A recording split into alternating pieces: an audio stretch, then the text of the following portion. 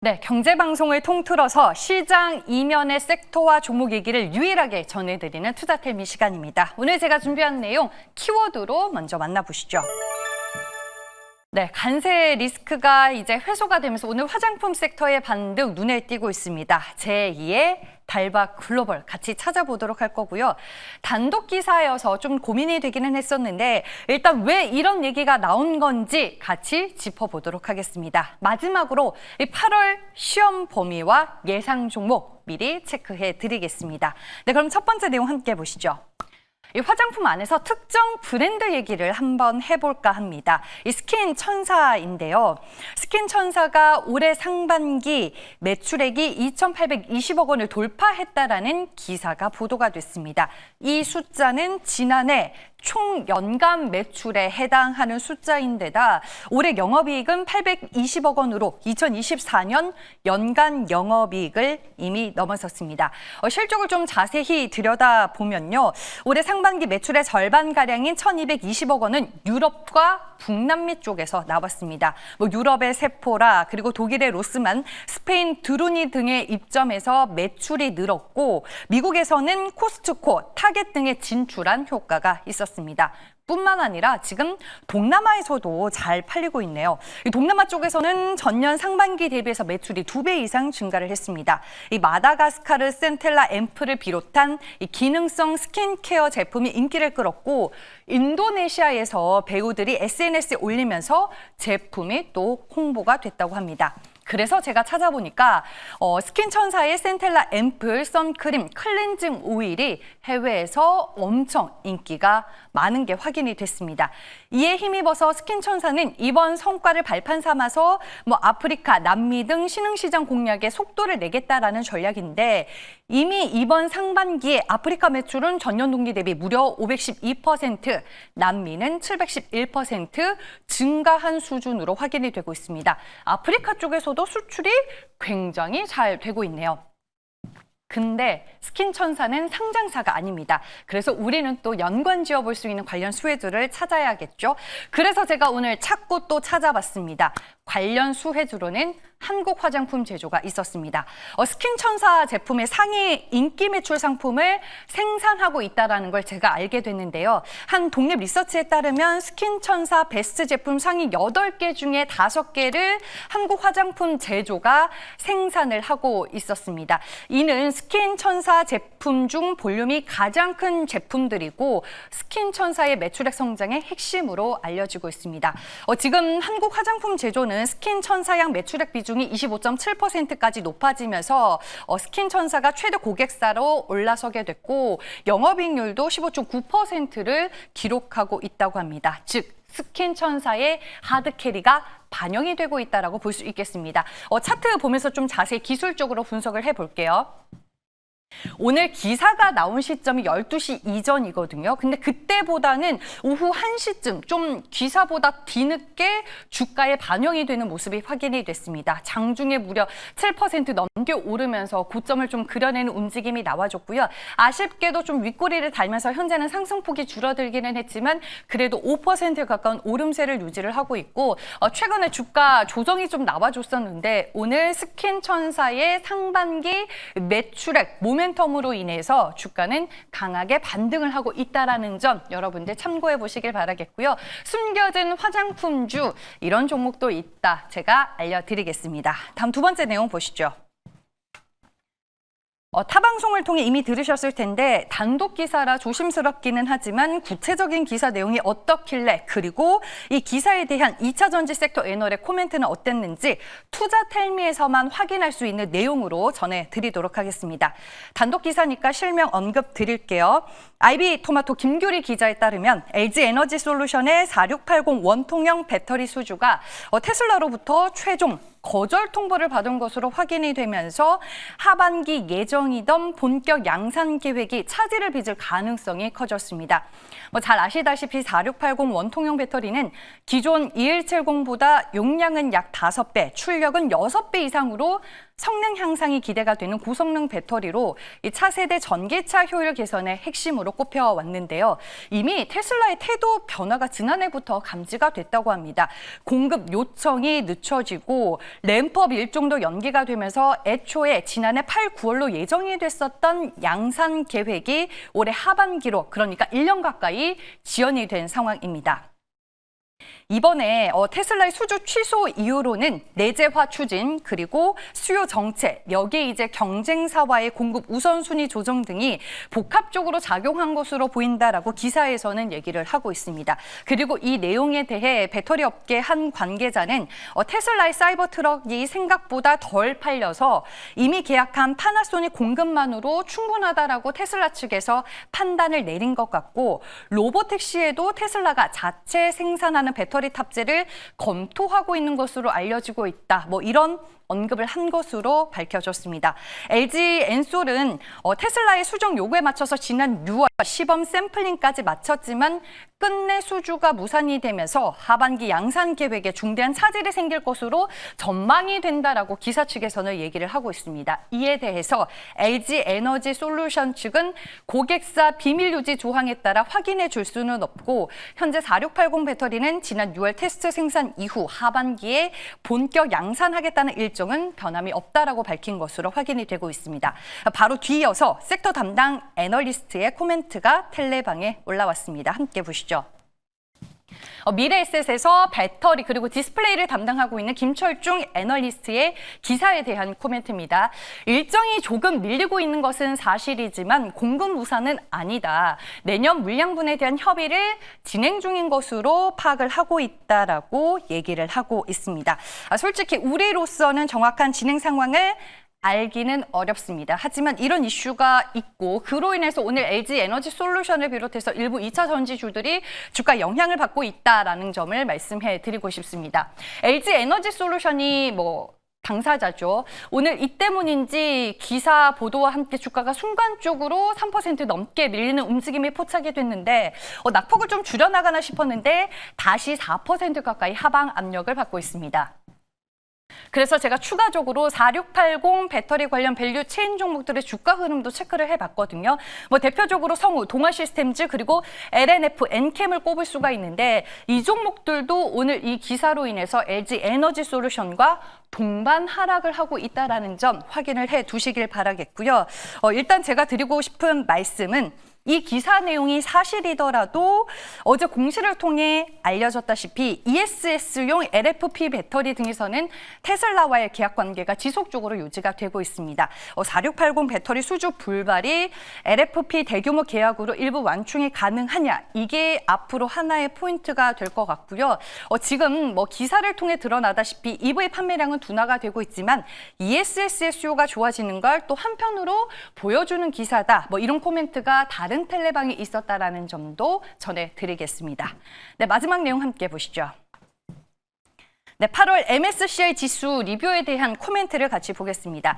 일단 일정부터 먼저 전해드릴게요. MSCI는 한국 시간 기준으로 8월 13일 새벽 2025년 8월 지수 리뷰 결과를 발표할 예정입니다.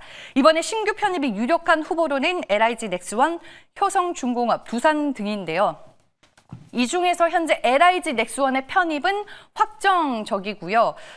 지금 MSCI가 임의로 선정하는 심사 기준일에 따라서 효성중공업과 두산중 한 종목만 편입이 될 예정입니다. 현재 두 종목만 놓고 봤을 때는 효성중공업의 편입이 보다 유력하게 점쳐지고 있습니다. 반면에 편출되는 종목도 있겠죠. 현재 편출이 예상되는 종목으로는 LG이노텍, SKC, CJ일제일제당 세 종목이 꼽히고 있습니다. 이렇게 되면은 두 종목 편입에 세 종목 편출로 순 편출 추세가 지속이 되는 거지만 한국 증시의 상대적 강세에 따라 신흥국 지수 내 한국 비중은 소폭 확대가 될 것으로 예상이 되고 있습니다. 수급적으로 이제 받을 영향에 대해서 말씀을 드리면 패시브 자금 유출입 규모 대비 지금 거래 대금이 적은 종목 같은 경우에는 좀 영향을 받을 것으로 전망이 되고 있고요. 일반적으로 MSCI 지수 변경은 발표 전에 선반영이 되는 강한 특징이 있는데 이번 8월 외 또 11월 리뷰 편입 가능 후보를 미리 모니터링하는 전략이 유효해 보인다라는 점까지 전해드리겠습니다. 8월에 편입이 예상되는 종목입니다.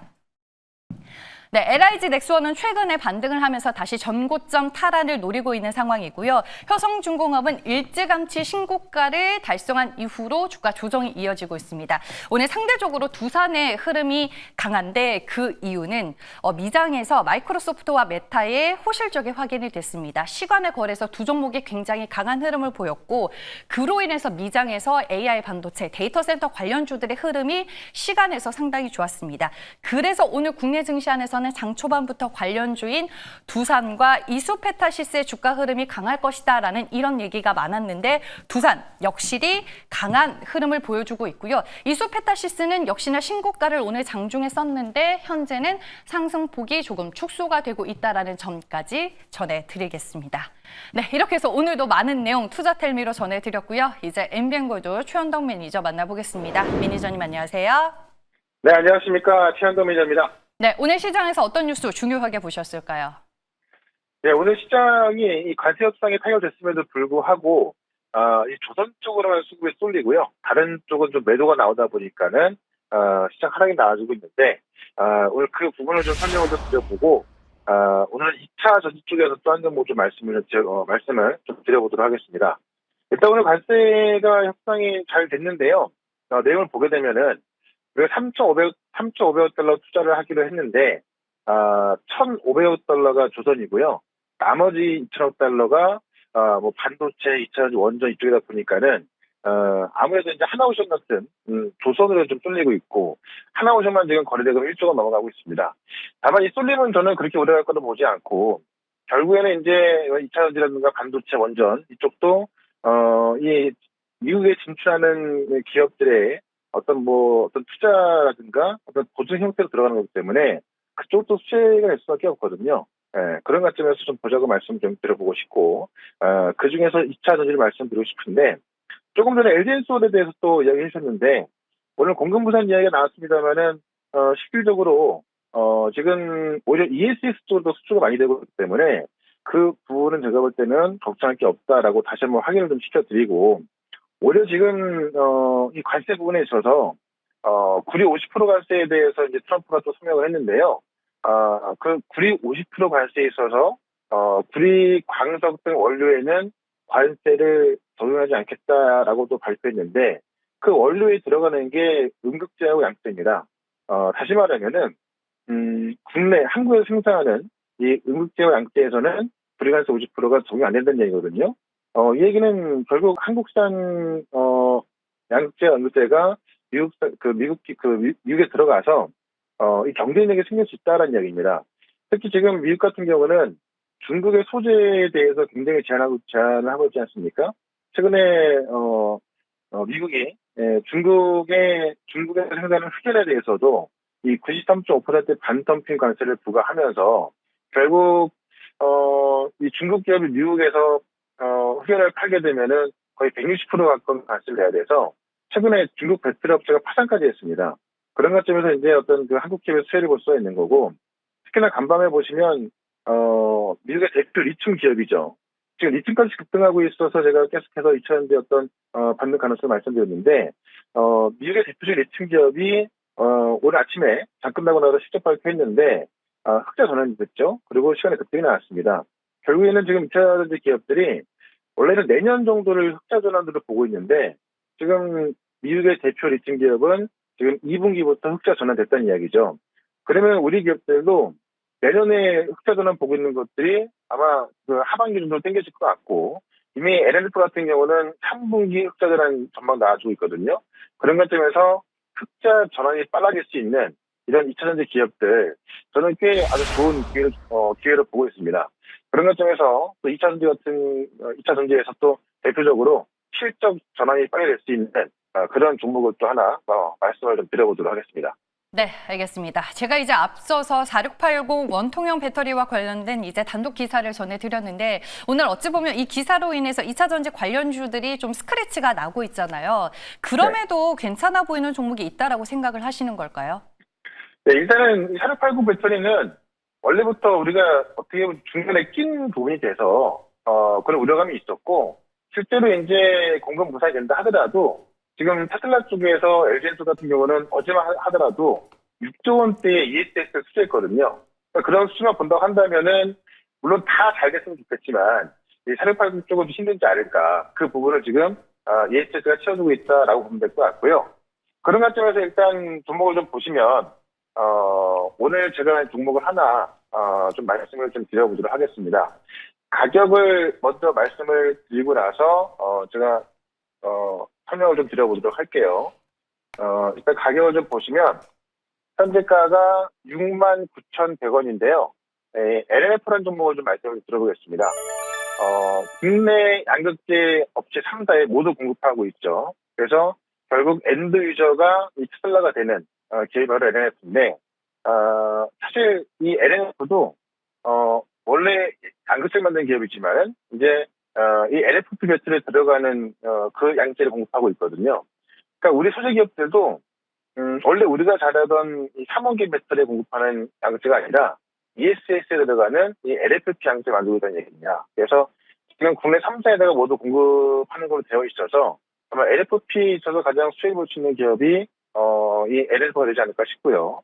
최대 5만 톤 규모로 지금 LFP 이 양극재 사업을 시작해서 27년에는 미국 내 공장 가동까지 목표를 하고 있습니다. 그리고 얼마 전에 지금 미국 내에 있는 이 양극재 기업까지 이제 투자해가지고요.